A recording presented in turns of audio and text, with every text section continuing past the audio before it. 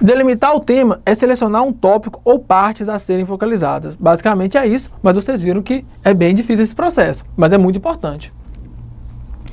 Alguns encaminhamentos, gente, que podem ser seguidos para delimitar seu tema. Identificar as publicações mais recentes sobre o tema. Então, você escolheu assim, eu quero falar, professor, a respeito da importância da internet na pandemia. Beleza?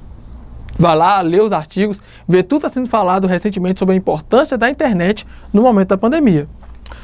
Verificar os temas mais importantes para você não ficar com muitos temas, mas focar em um subtítulo. Gente, se eu for falar sobre a importância da internet em um momento de pandemia, eu vou falar sobre muita coisa. Então eu posso falar, por exemplo, a importância da internet na cidade X do estado Y. Entenderam? Eu vou falar da importância da internet apenas no local, por exemplo. Então eu delimitei aquele assunto, tá certo? Então eu fiz um subtítulo, a importância da internet. Subtítulo, na cidade tal. Beleza? Só para dar um exemplo aqui. Tá certo? Que vai delimitar, tá certo? Então se eu for falar da importância da internet, eu vou falar de um assunto que renderia livros, né, nesse momento. Conversar com o seu orientador para concentrar-se nas informações mais relevantes. Importantíssimo esse momento, gente. Converse com o seu orientador. Chegue nele e fale, olha só, quero delimitar bem meu tema. Por quê? Seu orientador, ele tem vasto conhecimento sobre aquele assunto. Ele tem vasto conhecimento sobre aquela área, né? Então ele sabe quais são as coisas, né? A gente costuma chamar de lacuna do conhecimento científico. Quais são as lacunas? Quais são os locais que não existem conhecimento acerca disso? Numa forma mais certa de falar, mais formal, mais bonita de falar, a gente chama isso de gap. Gap são momentos que o conhecimento ainda não chegou. Normalmente a gente apresenta gaps no final do trabalho, nas conclusões, inclusive a gente apresenta os gaps do trabalho. Por exemplo, eu discorri a respeito da importância da internet na cidade X. Discorri, falei bastante sobre essa importância da internet na cidade X, sobre determinados assuntos. Só que, por exemplo, eu estudei uma população que morava muito próximo à rede de internet. E a internet para eles, por exemplo, era mais barata, a internet para eles era mais fácil, mais acessível, essas coisas. E teve uma população longe que eu não consegui estudar. Essa população, a internet é mais cara, essa internet ela chega mais difícil, tem diferenças, né? Tem especificidade dessa população com relação a essa população. Então eu falei da importância da internet nessa cidade.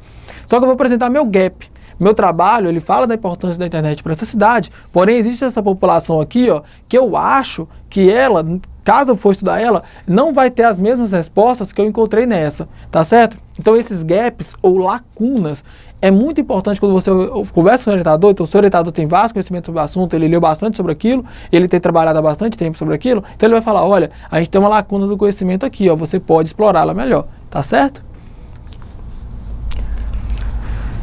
Qual que são os problemas, qual que é o problema da pesquisa? Gente, problema da pesquisa não é que tá errado na pesquisa não, tá? O problema é o que você vai explorar na pesquisa, tá certo? Olha, após a escolha do tema e a delimitação do tema, o próximo passo é a transformação do tema em problema.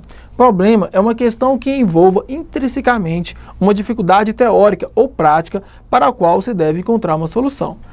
Então vamos lá, vamos voltar ao exemplo da cidade onde estou explorando a respeito da importância da internet para ela. Então eu estudei a importância da internet para essa cidade, em uma determinada população que morava mais perto da rede de internet, que tinha uma internet mais barata, e uma população que morava mais longe, onde eles não tinham tanto acesso à internet assim, eu não estudei tanto.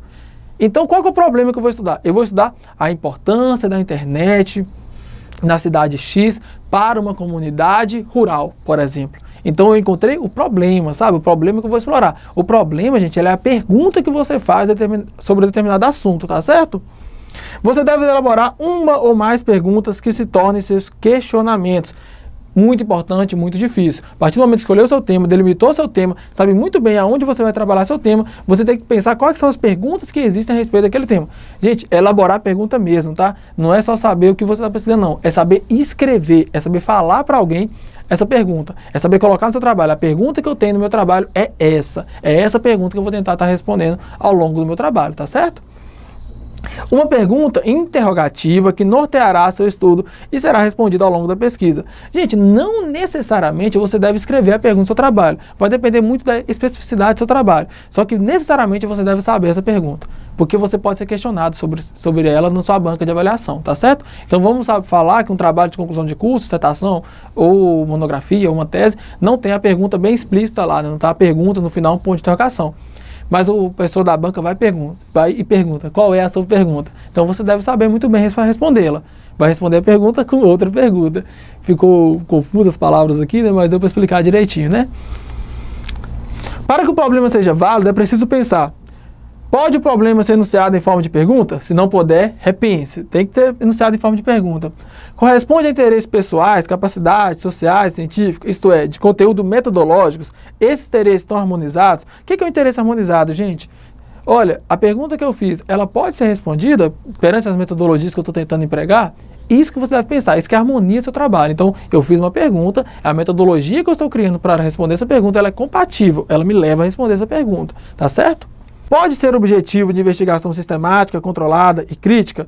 Né? Uma pergunta aqui, né? Pode ser objetivo de investigação sistemática, controlada e crítica? É o que eu estou falando no momento anterior aqui, tá, gente? Então, essa metodologia, ela é controlada? Ela é bem sistemática? Ela é bem estruturada? Se eu fizer crítica sobre essa metodologia, né, você vai saber responder por que você utilizou essa metodologia para estar respondendo a sua pergunta? Pode ser empiricamente verificada em suas consequências? Então, fiz um problema, né, tive um problema na minha pesquisa, usei certa metodologia para responder e tive as consequências, ou as conclusões, ou os resultados disso. Então, eu posso responder bastante a respeito dele, eu posso estar explicando que essas conclusões correspondem à minha pergunta, que através dessa metodologia eu cheguei até ela. Então é isso que é tudo que você tem que pensar no momento de estar elaborando o problema da sua pesquisa. Hipótese, gente. Hipótese é uma suposição que se faz na tentativa de explicar o que se desconhece. É uma proposição que pode ser colocada à prova para determinar sua validade. Não é adequado para diversos estudos. Primeiro, gente, hipótese é importantíssima a ciência, muito importante. Existem trabalhos que a função dele é formular hipótese. A pessoa que vos fala, eu sempre vou me usar como exemplo, tá? Para deixar isso muito claro, que meu trabalho ele foge um pouco da regra. No final do meu trabalho, né, se você pesquisa o trabalho que eu produzi, no final dele, o que eu formulei foi uma hipótese, tá certo? E eu vou testar essa hipótese só em um outro momento. Então, existem trabalhos que a hipótese não é o cerne inicial, mas ela é onde você pretende chegar com o seu caminho de pesquisa, tá certo? E o que é uma hipótese? Você vai pegar todo o conhecimento que existe até aquele momento. Gente, hipótese não pode partir do princípio que você não sabe sobre o que está falando. Você deve saber, deve estudar bastante, ler, entender um pouco do que foi dito até ali sobre aquele problema e você vai formular uma hipótese para a sua pergunta. Olha, eu fiz uma pergunta, por exemplo, a importância da internet para aquela população. A minha pergunta é, por exemplo, estar distante da rede, né, estar distante da central da internet, dificulta o acesso de uma população à internet? Viu como é que eu delimitei muito bem, me pergunta? Eu tinha um problema muito amplo, agora eu delimitei. Olha, eu estou querendo dizer, se aquela população que está distante ali da sede, da rede de internet, né, da central ali, se essa população é prejudicada, de certa forma, por isso. Então eu delimitei. Aí eu posso falar de uma hipótese. Eu acho que sim, ela é prejudicada devido à distância.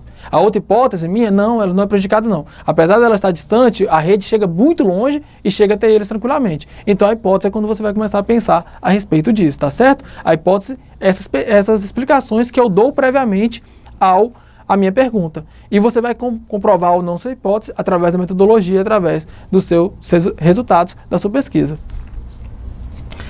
Definição dos objetivos. Indicam-se a pretensão com o desenvolvimento da pesquisa e quais os resultados que se busca alcançar. Para quê e para quem? É uma perguntinha que você pode falar. Para quem é que eu estou fazendo esse estudo ou para quem que é esse estudo? O objetivo geral. Agora, qual é a diferença do objetivo geral e do objetivo específico? Gente, o objetivo geral refere-se a uma visão global e abrangente do tema de pesquisa. Então, no problema que eu estou falando com vocês, essa população rural que mora distante da sede, né, da central de internet, o objetivo geral é saber se eles são prejudicados pela distância com relação à sede da internet, tá certo? E o meu objetivo específico, né? Objetivos específicos apresentam um caráter mais concreto, permite aplicar o objetivo geral em situações particulares. Então, eu posso dizer, por exemplo, olha, meu objetivo geral é ver se a população é prejudicada. E o meu objetivo específico é saber se a distância prejudica, saber se a quantidade de árvores que está ali prejudica. Então, a partir do objetivo geral, eu vou criando meios, entendeu? Saber se a distribuição elétrica também está ligado a isso, tá certo? Então, o objetivo específico, a partir da pergunta geral, do objetivo geral, eu tenho nuances dele, eu tenho abrangência maior dele. A linguagem deve ser objetiva, precisa e clara. Justificativa, gente, compreende a apresentação de forma clara e objetiva das razões de ordem teórica ou prática que fundamentam a pesquisa. Você deve justificar o porquê está fazendo uma pesquisa. Por que essa pesquisa é importante? O que ela vai dar de avanço ao conhecimento científico dessa área? Por que essa pergunta é relevante, tá certo? Deve enfatizar o estado em que se conta a teoria respeitante ao tema. Então, no exemplo que eu estou falando aqui, eu posso falar, ó, houve um estudo sobre a influência, sobre a importância da internet para essa cidade. Só que nesse estudo, só se olhou a comunidade próxima à rede de internet. A comunidade que está distante não foi olhada, não. Então, falei ó, até onde o conhecimento foi feito e qual que é a lacuna daquele conhecimento. Aqui a justificativa, é na justificativa que você apresenta os gaps ou as lacunas daquele conhecimento. As contribuições teóricas que a pesquisa pode trazer, importância do tema de ponto de vista geral, importância do tema para os casos particulares em questão, possibilidade de se sugerir modificações no âmbito da realidade abarcada pelo seu tema proposto. Então, na justificativa você pode dizer o seguinte, olha,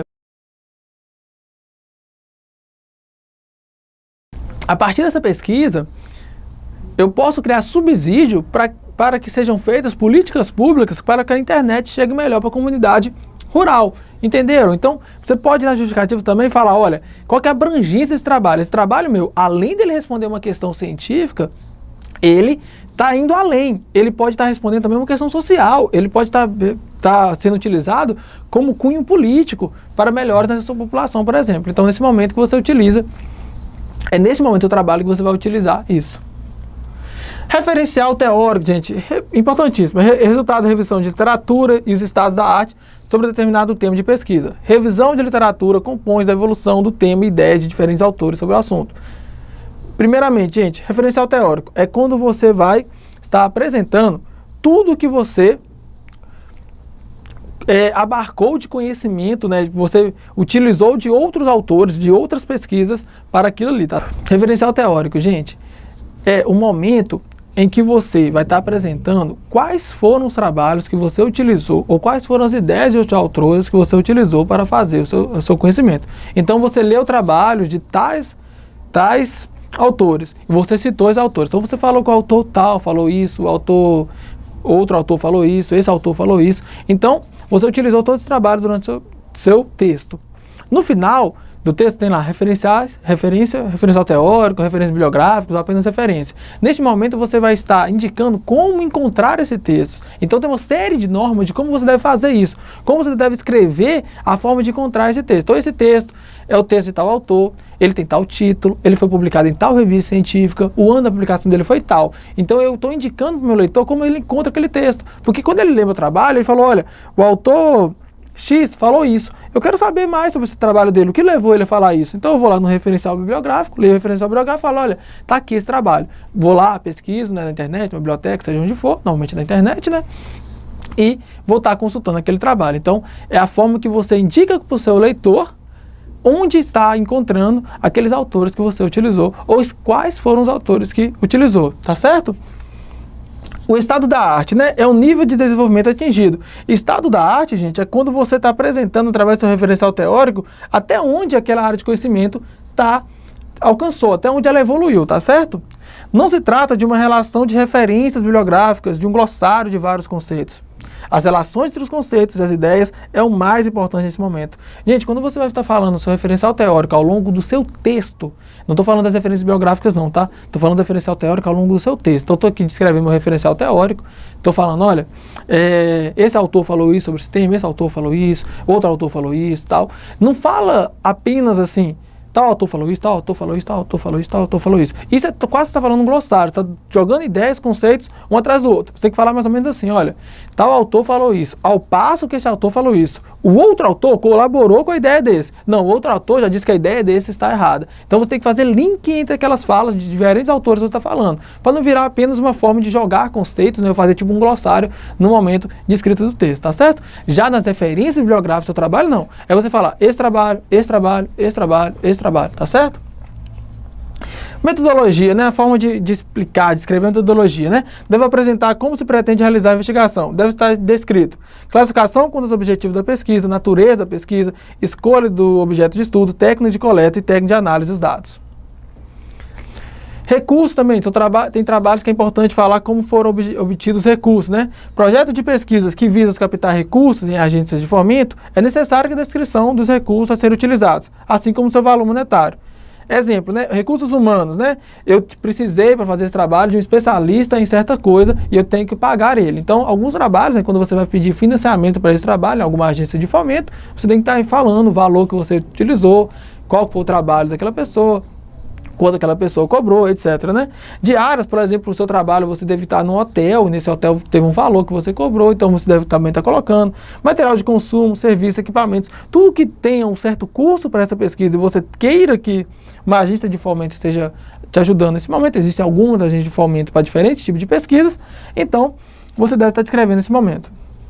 O cronograma também é muito importante, né? O pesquisador deverá descrever de todas as etapas do trabalho, assim como o período de realização de cada uma delas. Então, quando você for estar propondo uma pesquisa, você deve falar, olha, durante essa semana eu vou fazer tal coisa, na semana que vem eu vou fazer tal outra coisa, na outra semana eu vou fazer outra coisa, e isso deve estar bem escrito no seu projeto de pesquisa durante o seu cronograma, tá certo?